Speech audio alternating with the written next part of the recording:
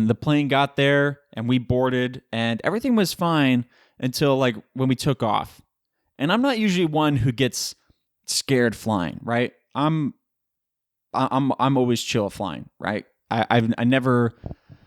Well, I'll take it back. I've thought many times about getting into a plane crash when I'm on a plane, which is probably not the right thing to think about. When I'm on a plane, I always think about, I'm like, damn, what would happen if our plane crashed? Like, what would I do? You know, and they always say like, oh, make sure you leave your stuff on the plane. And it's like, okay, but my backpack is right there. So like, I understand a suitcase. I'm obviously not going to go in the overhead compartment and pull my suitcase out.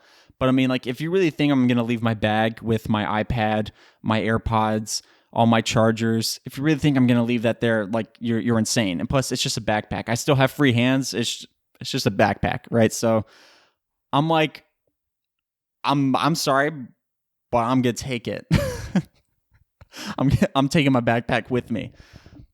But yeah, like, but I never get scared about it. You know, I always think like, what would I do? And that's about it. But I'm never scared. Like, I'm always fine flying. I love flying actually. But yeah, like this time I got a little terrified, right? And like I said, that doesn't usually happen. So we get on the plane and it seemed just like a normal plane, but it became very apparent that either this plane is really old or it was about to explode into pieces, right? Because right when we took off, like, you know, when a plane takes off, everyone kind of like leans back in their seat a little bit because of the G-force, I guess. And when that happened, like, dude, the chair, all the chairs creaked and squeaked like loud, crazy loud. And I'm like, this is not normal. I've never heard chairs squeak this loud. It was like every single chair on the entire plane all creaked and squeaked at the same time. And the overhead bins are creaking and all that shit. And I'm like, what is going on? I've never had this happen before. And so like, I'm freaking out. I'm like thinking like, dude, this plane is definitely just held together by like, like a few sheets of metal and some gum. Like this plane is literally going to fall apart in the air.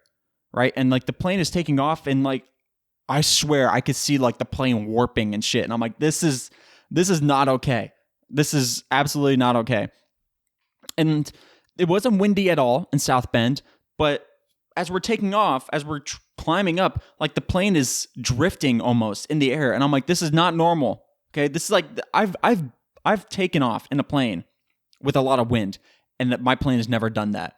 So I'm freaking out. I'm like, dude, there's no wind and this plane is drifting. Okay. Tokyo drift, baby. This shouldn't be happening. Okay. And so I'm freaking out a little bit. I'm looking out the window and I'm like, okay, that's a pretty high. We're pretty high up here. That's a ways away. Like I'm trying to think of like trying to calculate how high can I be to jump out the plane and like survive or something like that, which is probably like 5 feet off the ground. And here I am looking like 1,000 feet in the air, and I'm like, yeah, I can make that. I can. If I land in the water, I'll be good. But anyways, yeah. So also like I'm like reading up on how to open the door because on the way back I'm in the window seat, right, and I'm in the exit row as again. And so I'm looking at the door and it has the instructions on how to open the door and all that shit. I'm like studying this shit. I'm like, okay, I got to make sure I do this right because, you know, I'm first in line, right? I have to open the door for my fellow brethren in the plane, right? Everyone's counting on me to open the door if we crash. And so I'm studying up. I'm like, okay, I gotta pull the thing and I gotta pull the latch and, you know, throw the door out. And then I'm like, okay. And then I got to remember, I got to pull the string to get the slide because, you know, that would suck if I opened the door and said, okay, guys, go, go, go. And then someone just jumps off the wing and breaks their legs. And I'm like, yeah, fuck, I should have given them the slide. That probably would have been nice. So like, I'm reading up on this shit. I'm pulling out like the safety card. I'm like, okay, if a plane crashes, what do I do? And all that shit. Dude, I literally thought, I'm like, this plane is definitely crashing. But honestly, my thought was that it was going to fall apart, in which case the reading up on how to open the door is not going to be my number one issue, right? It's going to be flying through the air with no plane. You know what I mean? And so But I was like, hey, I got to read up on this. Because also, like, I'm sitting next to this older couple who's like 80. I'm like, yeah, there's no way they're going to open the door, right? So I have to be the one to do it, right? I mean, they've said, the flight attendant always says before you take off, because they're like, oh, you have to say yes that you'll, partake in helping open the door and shit like that because you're in the exit row. And everyone says yes, but they also say like the doors weigh 30 to 40 pounds. And I'm like, look, I know you said yes to that question to the flight attendant, but there's no way you guys are doing that. You guys are 80 years old. There's no way you guys are lifting this 40-pound door, chucking it out the window. Okay, so it has to be me.